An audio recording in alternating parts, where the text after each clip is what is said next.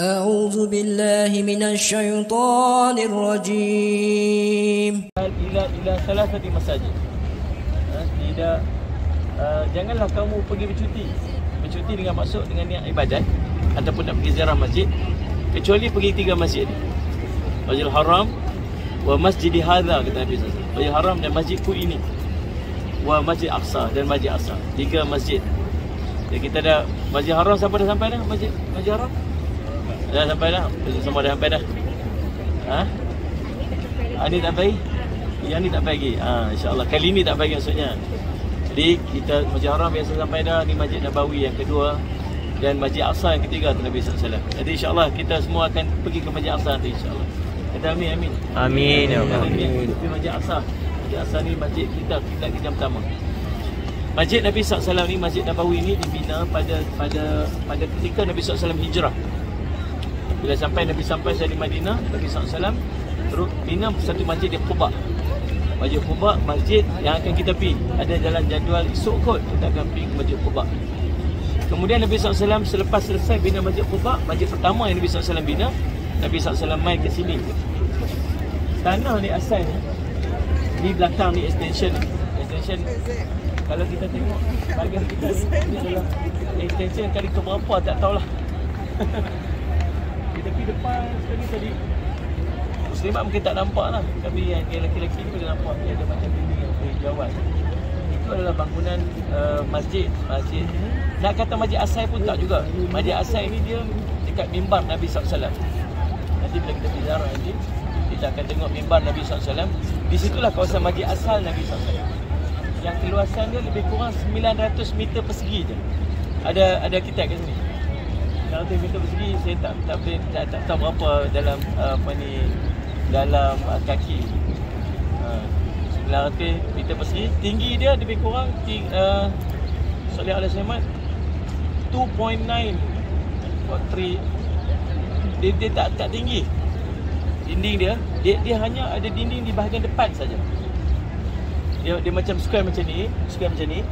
Depan sini dia berbumbung. Belakang situ dia kosong. Macam tu dia memanjang macam ni, sebenarnya dia memanjang macam tu. Bahagian depan sini dia berbumbung. Bumbung dia dengan atap dengan dibuat daripada daun pelepah kurma. Dinding yang sebelah depan ni dan sekeliling ni dia buat daripada tanah. Dia buat cara orang dulu punya bangunan lah kan. Bahagian belakang tu kosong, tidak berbumbung.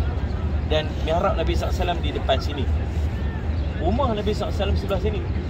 Rumah yang attach dengan masjid ialah rumah Sayyidina Aisyah radhiyallahu anha. Jadi Nabi SAW wafat dalam rumah Sayyidina Aisyah radhiyallahu anha. Dan para Nabi kalau dekat mana tempat dia wafat, dekat situ tempat dia dimakamkan. Semua para Nabi macam tu. Di mana dia wafat, dekat situ dimakamkan. Dan Nabi SAW wafat di rumah Sayyidina Aisyah radhiyallahu anha dan dimakamkan dalam rumah Sayyidina Aisyah radhiyallahu anha. Dan kawasan itu telah di-extend untuk jadi masjid. Maka rumah Sayyidina Aisyah termasuk ke dalam masjid sekarang ni. Jadi makam Nabi SAW duduk dalam masjid. Mihrab Nabi SAW duduk depan. Kisahnya macam mana terpilihnya tempat untuk dijadikan sebagai masjid Nabi SAW ialah Nabi SAW bila sampai kat sini nak cari tempat untuk buat masjid. Tempat ini asalnya ialah kawasan kering, kawasan di tempat kering kurma, jemuk kurma, milik 2 orang anak yatim, Sahal dan Suhail nama dia. Sahal dan Suhail. Lalu Salih Nabi SAW Salih alaihi Muhammad decide nak beli tu dan mula-mula nak diwakafkan sahabat-sahabat, tapi Nabi tak mau. Nabi beli, Nabi bayar nilai harga tanah tu. Salih Muhammad dibayar. Maksudnya nak bagi tahu dekat kita, Salih Muhammad, kadang-kadang ada benda yang kita kena tunjuk kesungguhan kita untuk tak boleh macam nak relax bagilah wakaf lah. Orang Islam bukan sekadar macam tu. Kita kena usaha, ada sikit usaha, effort. Boleh kalau memang macam tu, akhirnya apa? Akhirnya jadi macam Islam ni macam menagih je. Nak pergi sini tagih, sini tagih. No, dia Islam ni dia kena tunjuk yang tambah-tambah Nabi baru sampai kat sini. Kan? Memang semua orang pun nak bagi macam-macam kat Nabi SAW. Macam-macam orang nak bagi kat Nabi. Tapi dalam bab nak beli tanah untuk masjid ni, Nabi SAW beli tanah ni daripada anak yatim ni, Sahal dan Suhail ni. Dan dekat mana decision nak buat mihrab tu, kat mana? Ni Nabi serah pada kebijaksanaan unta dia. Lalu Unta jalan-jalan dan Unta macam dia cari-cari sesuatu dan dia stop dekat tempat tu. Nabi kata di sini tempat dan di sini tempatnya, dan tempat itulah dijadikan sebagai mihrab Nabi SAW. Dan demikianlah keadaan saiznya sehinggalah Nabi SAW wafat. Kemudian mula extension dibesarkan pada zaman Sayyidina Osman radhiyallahu anhu. Kemudian berlaku berkembang lagi lah. Dan ada satu bahagian di Said Syamad di bahagian Said Syamad dekat ni, dia tempat asal Said Syamad pertemuan ataupun perhimpunan waktu nak melantik Khalifah Mahdi. Kita akan tunjuk tempat tu insya-Allah. Dan saya sebenarnya berhajat nak bawa tuan-tuan pusing. Saya tak tahu tuan-tuan steady tak ada. Okey tak lagi? Okey, kita okey? InsyaAllah. Okey, jadi kita jalan-jalan pusing, kita pusing satu round masjid ni. Saya akan ceritakan lagi insya-Allah Said Syamad. Kita ni sebenarnya duduk di belakang, bahagian belakang, paling belakang sekali.